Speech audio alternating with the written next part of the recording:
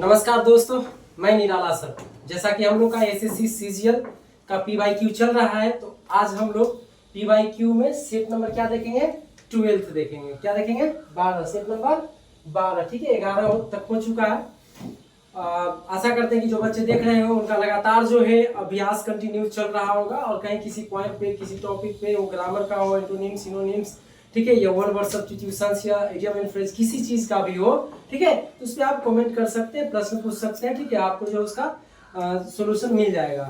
ठीक है, और बार बार कर रहे हैं कि सीरियसली गंभीरता से लगिए, क्योंकि सीजीएल का एक जो भी अफवाह ही है कि डिस्क्रिप्टिव आने वाला है। डिस्क्रिप्टिव यही माना जाता है एसएससी बैंक में कि इंग्लिश ही होगा। इस बार हो सकता है इंग्लिश के अलावा समथिंग एल्स कुछ और हो सकता है। ठीक है, चलिए हम लोग सेट पे बात करते हैं, क्योंकि ये तो फाउंडेशन है नहीं, हम लोग को पीवाईक्यू करना रहता है। चलिए, क्वेश्चन नंबर फर्स्ट हम लोग को दिख रहा है। ठीक है, क्वेश्चन क्या कर रहा है, देखिए थोड़ा सा। सेलेक्ट द मोस्ट अप्रोप्रिएट, ठीक है, सेलेक्ट द, चलिए पेन का कलर चेंज कर लेते हैं। Select the most appropriate option that can be substitute underline segment in the given sentence. If no substitution is required, select no substitutions. ठीक है, कहता है कि एक सेंटेंस दिया गया है, उसमें कहीं पे जो है किसी पार्ट में गलती दी गया है, गलती दिया गया है। क्या दिया गया है? गलत दिया गया है। ठीक है, तो आपको उस गलती पार्ट को एरर करना जो है, सिलेक्ट करना है किस पार्ट में दिया गया है। ठीक है, अगर उसको रिप्लेस करने वाला कोई है, उसको जो सब्स्टिट्यूट कर सकता है, बदल सकता है, तो उसको टिक करेंगे। ठीक है, नहीं तो हमारा नो एरर आंसर रहेगा। ठीक है, नो सब्स्टिट्यूशन जैसा कि लिखा हुआ है। अरे भाई ये लो, चलो ठीक है, एक क्वेश्चन पढ़ लेनी चाहिए। If it had not rain they would not postpone the programme. ठीक है, तो एक कॉन्सेप्ट आता है, उसको थोड़ा सा हम लोग देख लेते हैं। ठीक है, एक कॉन्सेप्ट हम लोग देख लेते हैं नेक्स्ट पेज पे, कि ऐसा अगर स्ट्रक्चर बने, ठीक है, ऐसा स्ट्रक्चर बने, स्ट्रक्चर्स, ठीक है, ऐसा स्ट्रक्चर्स बने, if plus subject plus head plus V3, ठीक है, तो उसके बाद जो है हम लोग देखते हैं सब्जेक्ट प्लस वुड, ठीक है, कुड, माइट, ठीक है, उसके बाद प्लस हैव प्लस V3। ठीक है, पहला स्ट्रक्चर जो है हम लोग के पास, कि ऐसा क्वेश्चन बने, ठीक है, कि इफ लगा हुआ है, ठीक है, उसके बाद सब्जेक्ट और हेड प्लस V3 का स्ट्रक्चर है, तो आगे जो हम लोग फॉलो करेंगे सब्जेक्ट, ठीक है, वुड या कुड, ठीक है, माइट, उसके बाद हो जाएगा प्लस हैव, उसके बाद प्लस V3। दूसरा इसी में बन जाएगा इंट्रोगेटिव से आधारित, ठीक है, इंट्रोगेटिव से आधारित head plus subject plus V3, ठीक है, कॉमा, इधर वही चीज आएगा सब्जेक्ट प्लस वुड, ठीक है, वुड, कुड, माइट, माइट, इसके बाद जो हम लोग को क्या देख लेना, plus have plus V3।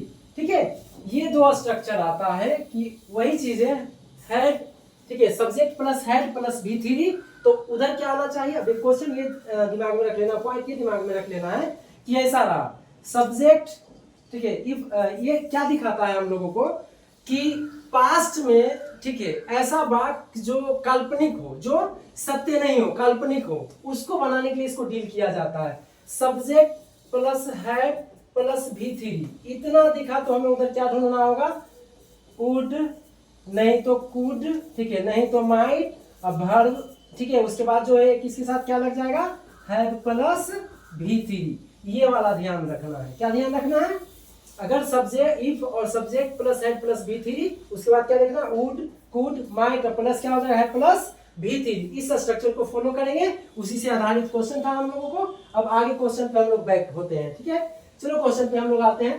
Question था हम लोग का फर्स्ट नंबर, कि if it had not rain. ठीक है, अब देखो वही ना आया कि सब्जेक्ट क्या है, सब्जेक्ट प्लस हेड, ठीक है, प्लस V3, इफ ऑलरेडी लगा हुआ है। ठीक है, इसके बाद हमें क्या ढूंढना होगा, या तो वुड, या तो कुड, ठीक है, या तो माइट, ठीक है, उसके बाद प्लस हैव प्लस V3। ठीक है, तो अब देखिए वुड नॉट पोस्टपोन है। ठीक है, अब इसको रिप्लेस करने वाला कोई हो सकता है क्या, वुड, वुड के साथ हमें क्या चाहिए, हैव चाहिए। वुड तो है लेकिन हैव नहीं है, तो क्या करेंगे, ऑप्शन एलिमिनेट कर देंगे। बार बार क्या कहते हैं, ऑप्शन एलिमिनेट करना, कि पहले करेक्ट आंसर चुनना है। ठीक है, अगला है हम लोग के पास वुड फिर लगा हुआ है, इसके साथ हमें क्या चाहिए, हैव चाहिए, जो कि नहीं है तो कट जाएगा, ठीक है। यहाँ तो नो सब्स्टिट्यूशन, देखते हैं एक ऑप्शन और बचा हुआ है तो उसके बाद वुड, और यहाँ पे देखिए क्या लग गया, नॉट हैव पोस्टपोन, यानी वुड के बाद क्या दिख गया हमें, have plus V3। So correct answer is option number what, option number D is correct for the question number 1। ठीक है, चलिए हम लोग नेक्स्ट क्वेश्चन पे चलते हैं। ठीक है, ये तो ये डिटेल था जो भी बताए थे। ठीक है, नेक्स्ट क्वेश्चन पे चलिए हम लोग, ये इसको हटा देते हैं हम लोग। ठीक है, ये वाला पेज था ना। चलो क्वेश्चन नंबर 2 पे आते हैं। ठीक है, क्वेश्चन नंबर 2 क्या कह रहा है, क्वेश्चन नंबर 2 है select the word which means the same as the group of words given. ठीक है, अब ये शब्दों का जो एक समूह दिया गया है उसको कौन वास्तव में रिप्लेस करेगा उसको चुनना है। ठीक है, the capable of being done, मतलब a work which can be done, कोई कार्य जो हो सकता है। क्या होगा, प्रैक्टिकल, व्यवहारिक, ठीक है, सुइटेबल, उचित, ठीक है, फिजिबल मतलब होता है किया जाना, हो सकता है, जिसको कर सकते हैं। यूजफुल मतलब उपयोगी। तब बताइए 4 ऑप्शन बताया, व्यवहारिक, उचित, ठीक है, उपयोगी या जिसे किया जा सके, तो कौन सा करेक्ट इस मतलब शब्दों के समूह को कौन रिप्लेस कर सकता है, तो फिजिबल। कौन कर सकता है, feasible. So correct option for the question number 2 is what, option B. चलिए नेक्स्ट क्वेश्चन पे।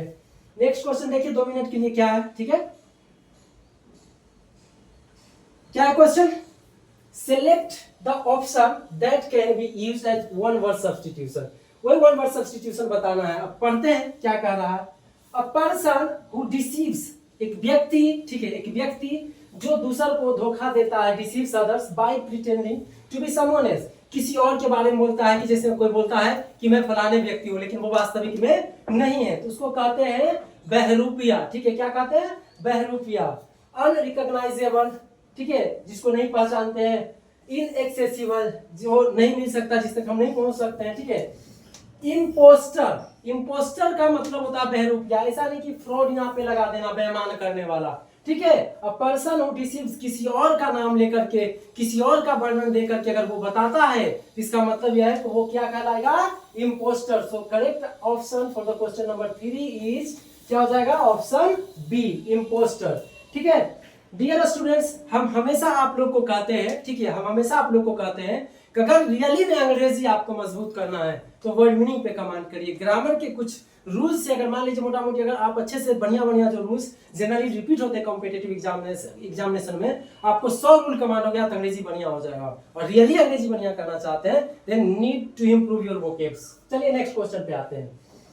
अगला क्वेश्चन है select the option that can be used as one word substitution. वही चीज आया है, वन वर्ड सब्स्टिट्यूशन लिखना है। ठीक है, बताना है the workers received a sum for the services they render. ठीक है, कहता है कि जो वर्कर को जो काम क्या बोलता है, workers received a sum for the services they render, यानी कि वो जो कोई काम करता है उस काम के बदले जो उनके पास भत्ता मिलता है, ठीक है, जो भी कुछ मिलता है उसको क्या कहते हैं। देखिए क्या करना है, रिज्यूविनेशन, ठीक है, मतलब किसी चीज को जो है नवीनीकरण करना, नया कर देना। ठीक है, रीम्यूनरेशन, ठीक है, देखिए रीम्यूनरेशन का मतलब होता है वेज। ठीक है, जो कोई व्यक्ति काम करता है ना उसको जो मजदूरी देते हैं उसी का मतलब क्या होता है, रीम्यूनरेशन। ठीक है, आप इधर देख लीजिए, रिक्रूटमेंट, किसी की नियुक्ति करना। ठीक है, रिमेम्बरेंस, यादगार। I always suggest friends that if you really want to score better marks in English you need to work on vocabs, not grammatical rules and structures। ठीक है, चलिए हम लोग नेक्स्ट देखते हैं। अगला क्वेश्चन क्या है, तो correct option for the question number 4 is what, option remuneration. ठीक है, ऑप्शन नंबर सी। चलिए अगला आगे कह रहा है identify the error in the following sentence. ठीक है, अब कहता है कि एक सेंटेंस दे दिया गया है, इसमें कोई एरर है। ठीक है, देखिए एरर क्या है, but the city view from the Eiffel tower is amazing. ठीक है, अब देखो यहाँ पे वर्ड का, ठीक है, मतलब होता है कि कभी कभी जो ठंड से कांपते हैं ना वहां पे इसका प्रयोग करते हैं। और यहाँ करो city view from the Eiffel tower is amazing. Eiffel tower जो पेरिस में है वहां पे खड़ा होने पे शहर बहुत सुंदर दिखता है, अद्भुत दिखता है। ये सेंस दे रहा है वो का, किसका, मतलब अद्भुत का। ठीक है, इस वजह से करेक्ट जो है पार्ट हो जाएगा इसमें वर्ड। ठीक है, सॉरी इनकरेक्ट वर्ड। तो option B is correct answer for the question number 5। ठीक है, तो बी इज करेक्ट आंसर। चलिए नेक्स्ट क्वेश्चन पे हम लोग। अगला क्वेश्चन है कि select the option that expresses the given sentence in active voice। किसमें? वॉइस। अब देखिए वॉइस को बार बार बोलते हैं, वॉइस का क्वेश्चन मिले थोड़ा सा लेफ्ट चलना है, थोड़ा सा राइट चलना है, ठीक है। इधर कोई अगर मान लीजिए कि आपको मिल गया V1 V5, तो इधर आंसर में हम लोग को क्या चाहिए? Is M R plus V3। ये तो कॉमन होता है, समान होता है किसी के लिए भी, ठीक है। अब देख लीजिए क्या कॉमन मिलता है। बर द प्लांट्स बीइंग ग्राफ्टेड, ठीक है, बाय द गार्डनर, ठीक है। अब बीइंग का जिक्र हो रहा है, तो बीइंग अगर आ रहा है तो V4 जो है मेन वर्ब V4 के रूप में आना चाहिए। Was the gardener grafted the plants, ठीक है। अब देखिए इसमें यहाँ तक पढ़े कहीं भी V4 का जिक्र नहीं है, और यहाँ पे बीइंग है तो हमको V4 चाहिए। अगर क्वेश्चन में V4 आया तो आंसर में क्या चाहिए? बीइंग चाहिए। क्या चाहिए? बीइंग। V4 रहा तो क्या चाहिए हम लोगों को? बीइंग, ठीक है। तो बीइंग के हिसाब से V4 जरूरी है। But the plants grafting V4 है, रहेगा, ठीक है। आगे चले, was the gardener grafting, V4 यहाँ भी है, ये भी रहेगा। आगे चल रहे हैं, वर द गार्डनर, ठीक है, ग्राफ्टिंग द प्लांट्स, अब यहाँ V4 जो है, ठीक है। तो अब इस चीज को देख लीजिए, ऐसे क्वेश्चन को अगर कॉमन ट्रिक से नहीं हट सका, ठीक है, देख पेज लेकर के बताते हैं, ठीक है। ये इसी यहीं पे समझाने की कोशिश करते हैं, ठीक है। ये जो है हमें किस चीज में दिया हुआ है? पैसिव में दिया हुआ है, और हमें चाहिए एक्टिव, ठीक है। एक तो ये कर चुका है, अब 3 हमारे पास बचा हुआ है, ठीक है। अब इसमें से देखिए, was the gardener grafting the plants, ठीक है। अब इसको पहले हम लोग क्या बना लेते हैं, एक जो है इंट्रोगेटिव को क्या बना लेते हैं? अफर्मेटिव बना लेते हैं। तो क्या हम बना सकते हैं कि द गार्डनर, ठीक है, द गार्डनर वाज ग्राफ्टिंग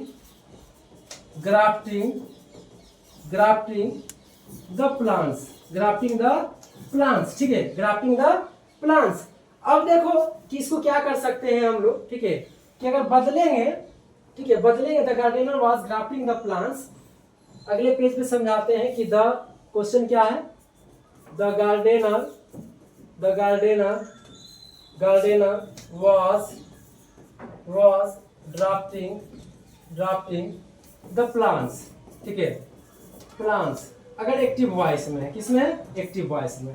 तो पैसिव के लिए हम लोग को क्या उठाना पड़ेगा, ठीक है, कि जब पैसिव में चलेंगे हम लोग, पैसिव में इधर से सब्जेक्ट बनाएंगे, ठीक है। द प्लांट्स वर बीइंग, ठीक है, ग्राफ्टेड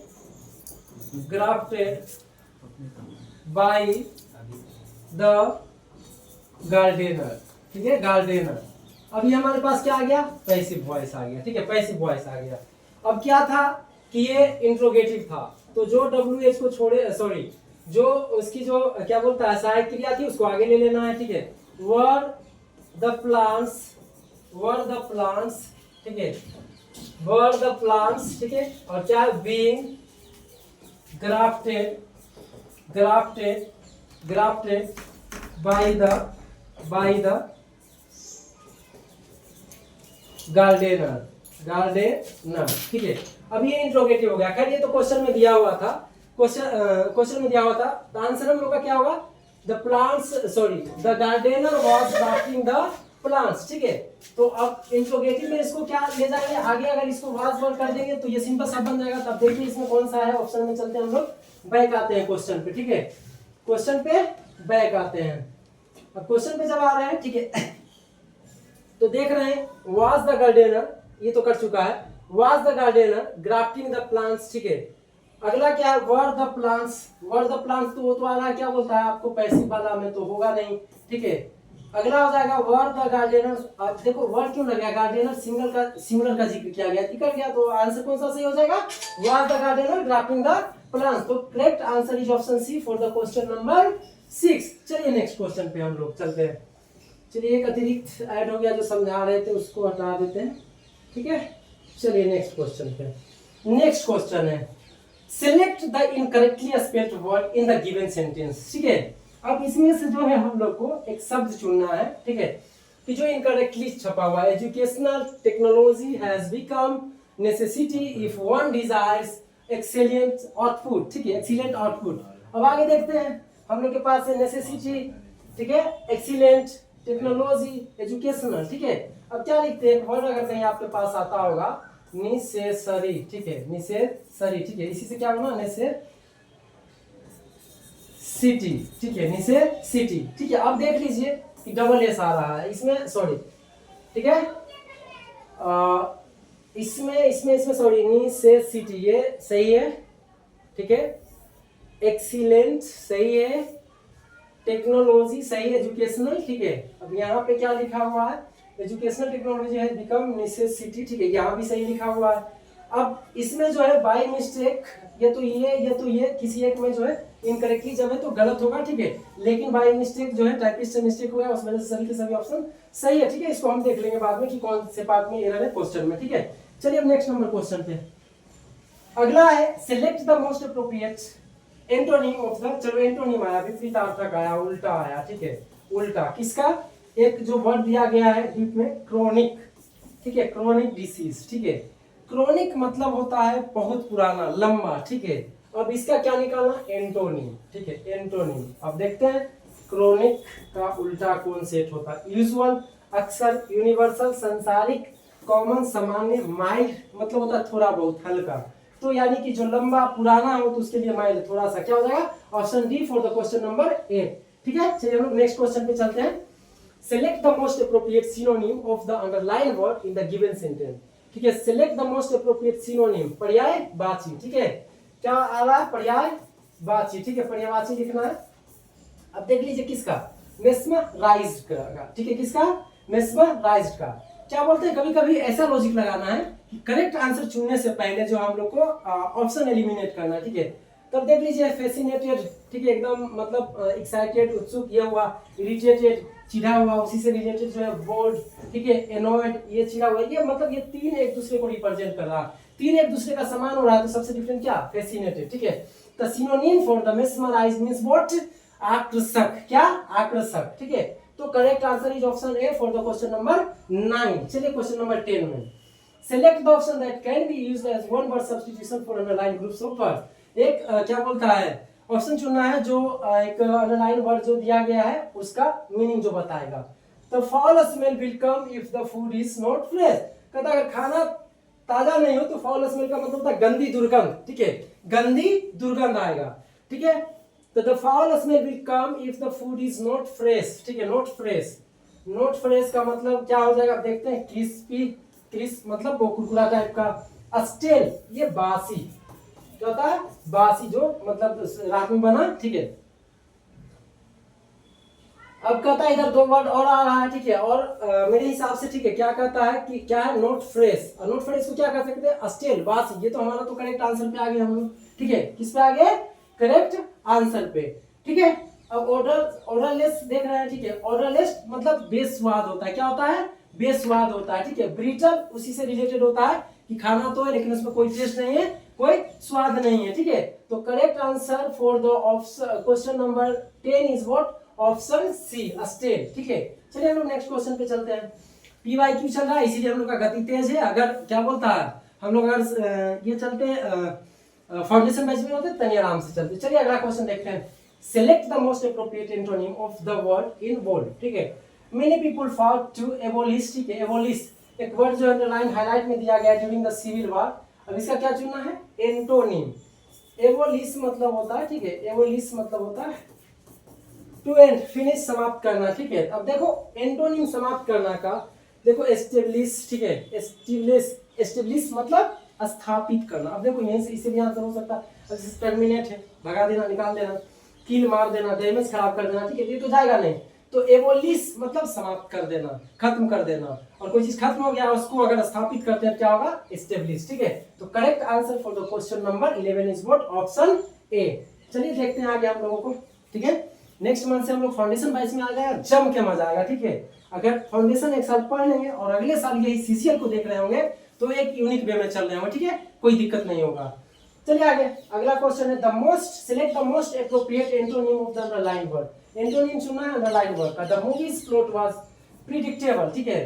प्रिडिक्ट मतलब होता है, प्रिडिक्ट मतलब मींस होता है, ठीक है, प्रिडिक्ट मींस होता है टू इमेजिन, ठीक है, टू इमेजिन मतलब सोच लेना, कल्पना करना, ठीक है, अनुमान लगा लेना। एंटिसिपेट क्या हो जाता है, एंटिसिपेट। तो देखिए यहाँ पे ऑप्शन है दो चार गो, इन फेलिसिटस, अनडिविएटिंग, एविडेंट, अनएक्सपेक्टेड। देखिए एक्सपेक्ट मींस क्या होता है, आशा करना, अनएक्सपेक्ट मीन्स क्या होता है, आशा नहीं करना। एक्सपेक्ट अगर याद रहता क्या होता था, unexpected.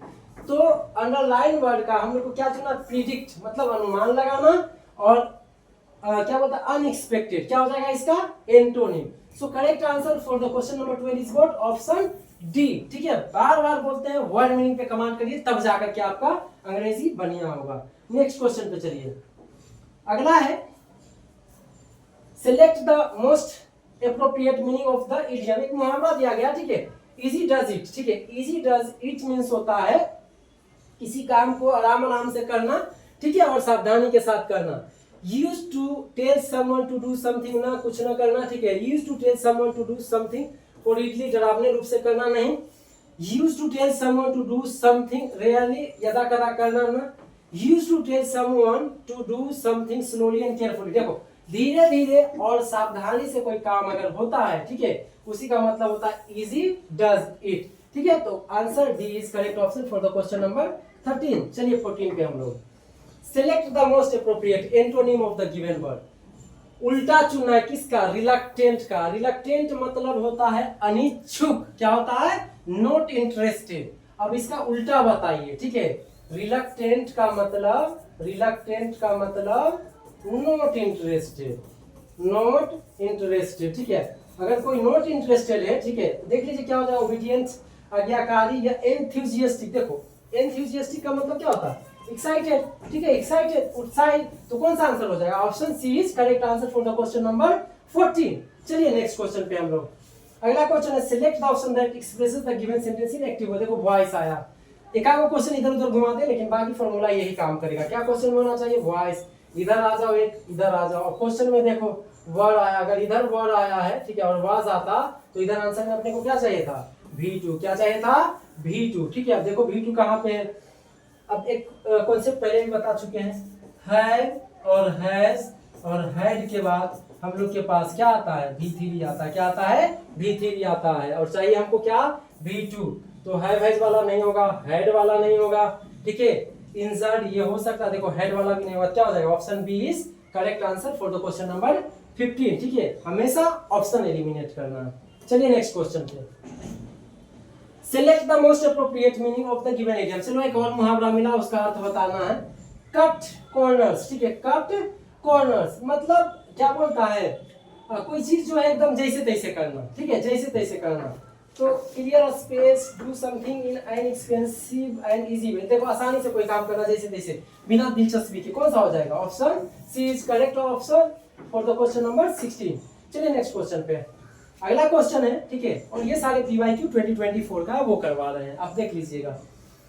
Having known that the train was already on the platform, they ran fastly to catch it। ठीक है, अब इसमें एरर ढूंढना है कि the train was already on the platform, having known that they ran fast। देखो ran fast होता, ठीक है, ran fast not fastly। ठीक है, not fastly। ठीक है, fastly is incorrect here, so fast is correct। So in which part there is error, error is in they ran fastly। ठीक है, तो option C is correct answer for the question number 17। चलिए next question पे, next question देखिए, select the most appropriate antonym of the given word. उल्टा antonym का, ठीक है, एंटोनिम मींस उल्टा, कैंडिड का। कैंडिड का मतलब होता है स्पष्ट, उचित, सही, ईमानदार। अब देखिए एप्रोप्रिएट एंटोनिम, ठीक है, अब बताइए कौन सा आपको दिख रहा है। ठीक है, कैंडिड, अगर कैंडिड का गिवलेस, अगर यहाँ पे पढ़ते गिवलेस का मतलब भी होता है, तो ये कैंडिड का सिमिलर। ठीक है, ये कैंडिड का मतलब आपको क्या मानना है, यहाँ पे कैंडिड का मतलब मानना ही नहीं, वाला स्पष्टवादी होता है, मतलब ऑनेस्ट होता है। क्या होता है, ऑनेस्ट। देखिए ऑप्शन झलक रहा है ऐसे एंटोनिम में, this honest is correct answer. ठीक है, option C is correct for the question number 18। चलिए नेक्स्ट क्वेश्चन पे, अगला select the option that can be used as one word substitute for the given group of words. ठीक है, अब देखिए a thing fit to be eat, यानी जो खाया जा सकता है, उसको कहते हैं हम लोग एडिबल। क्या कहते हैं, एडिबल। अब कुछ ऑप्शन काटिए, पेलेटेबल। ठीक है, अनपेलेटेबल मतलब जो मतलब अब ऐसा करना है हम लोग को, देखो टॉक्सिक, जहरीला, अन मतलब ईटेबल खाने में, अन लग गया नहीं खाने में, एक दूसरे से मिल गया। ठीक है, अब आगे आते हैं, अन इसमें भी लगल है। ठीक है, ये चीज को देखना है। ये पैलेटेबल है, ये उसके बाद क्या उसे मतलब अन लगा, नेगेटिव सेंस दे रहा है। यहाँ करा कि खाने वाला, तो खाने वाला कौन है? एडिबल, खाने योग्य चीज को क्या कहते हैं? Edible. So correct answer for the question number 19 is what? Option B.